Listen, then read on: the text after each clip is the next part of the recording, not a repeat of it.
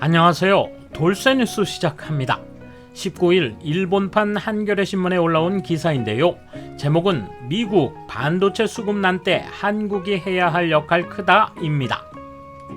한미 고위급 차관들이 회담을 통해 경제부문 전반에 걸친 협력을 도모했다는 내용인데요. 특히 반도체 수급난 해결을 위해 한국의 역할을 강조했다는 소식이 전해졌군요. 한미가 대동단결하는 모습에 일본 누리꾼들이 복통을 일으키고 있습니다. 함께 보시죠. 통 끄신 구독, 좋아요.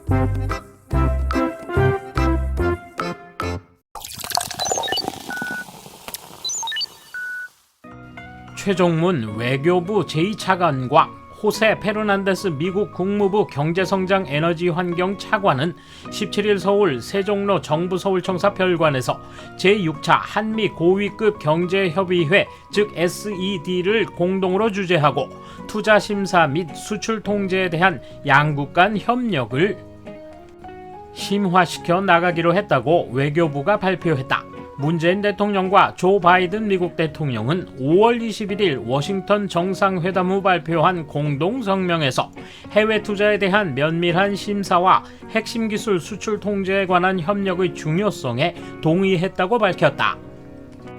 최 차관과 페르난데스 경제차관은 회의에서 5월 한미 정상회담에서 양국 대통령이 발표한 성과의 이행 상황을 점검하고 지역 및 글로벌 과제 해결을 위해 한미 파트너십 확대에 합의했음을 재확인했다고 외교부는 전했다.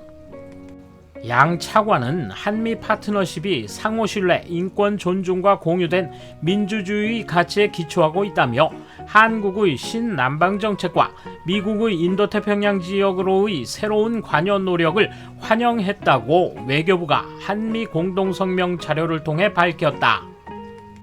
양 차관은 오찬을 포함해 3시간 30분 동안 계속된 회의에서 서플라이 체인, 인프라, 코로나 대응, 공공보건, 기후위기 및 에너지, 과학기술, 개발, 인적 교류 영역에서 한미 정상 합의 이행 여부를 점검하며 구체화하기로 했다. 특히 한미는 민관 인프라 라운드 테이블 추진과 2022년 초 한미 과학기술 협력 협정 개정 등을 약속했다.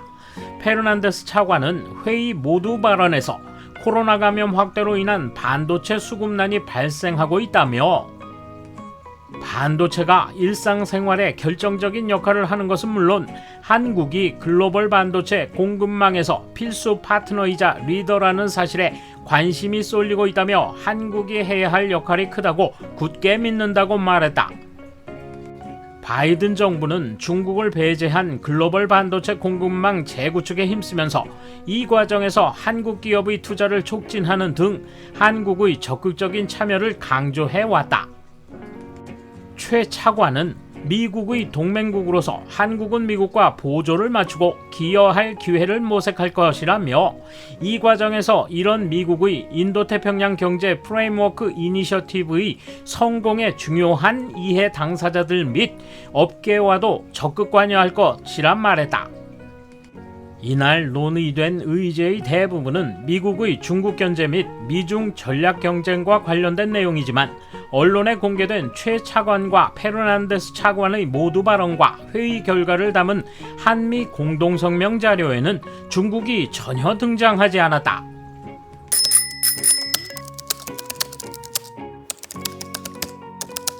한국을 국제적 공급망에 편입시키는 것은 별로 이득이 있는 정책이 아니라고 본다. 그들은 지금까지도 화이트리스트에 되돌아오기 위해서 쥐소미아 이탈을 선언한 바 있다. 또한 코로나 상황에서 일본으로의 주사기 수출을 국민 정서가 허락하지 않는다고 정치가가 진심으로 말하는 등 알 수 없는 시선으로 자신들이 우위라는 걸 알면 기묘한 행동을 한다.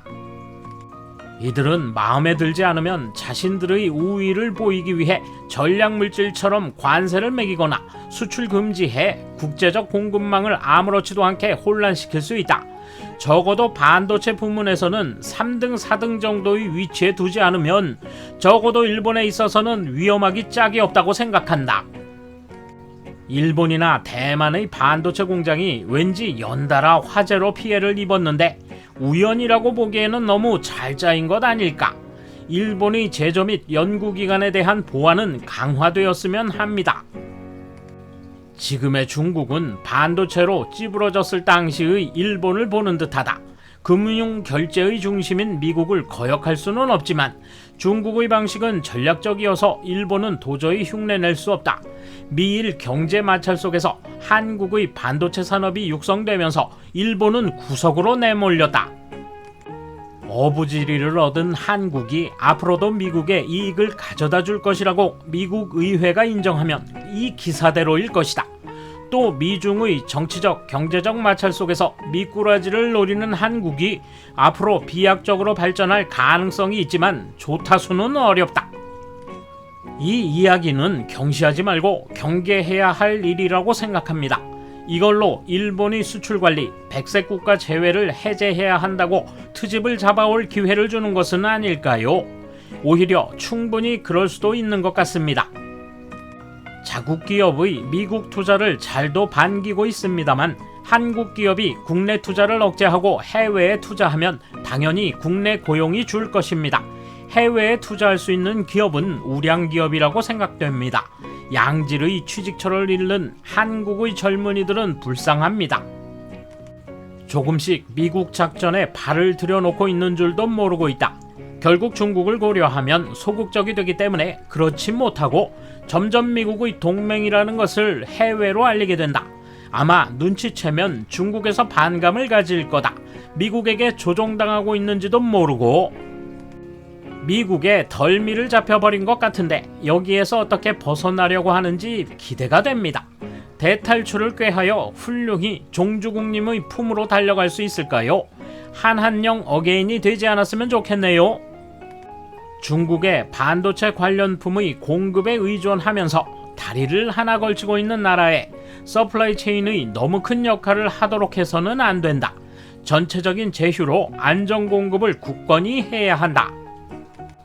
미국이 말하는 것은 중국 측에 붙으면 어떻게 되는지 알지? 라고 이해할 수 있으면 좋겠지만 무리일까요? 다른 표현으로 말해볼게. 이웃나라와 이웃 강대국과의 경제관계는 미국의 지시를 따르시오. 이해하나? 정말 자기들에게 편리한 해석밖에 하지 않는군요. 중국에 굴복하지 말라고 미국이 한국에 못 박은 것으로밖에는 생각되지 않는데요. 일제, 포토레지스트나 연마제는 필요 없겠지. 사지 말아요.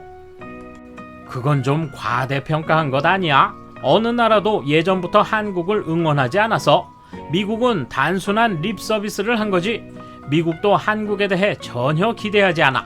그저 잔말 말고 빨리 반도체나 만들어라 엄명한 거지. 트러블의 원인이 되기 쉬우므로 가능한 한 피하고 싶다. 특히 일본은. 어쨌든 한국은 메모리 생산이잖아. 지금 반도체 부족은 시스템 반도체 쪽 아닌가?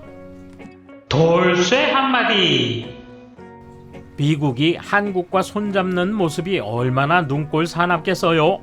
이러쿵저러쿵 어이없는 반응들이 있지만 구경꾼으로 전락한 처지를 되돌아보긴 할까요? 감사합니다. 돌쇠 물러갑니다. 이번 소식은 여기까지입니다. 시청해주셔서 감사합니다. 돌쇠처럼 우직하게, 마님처럼 화끈하게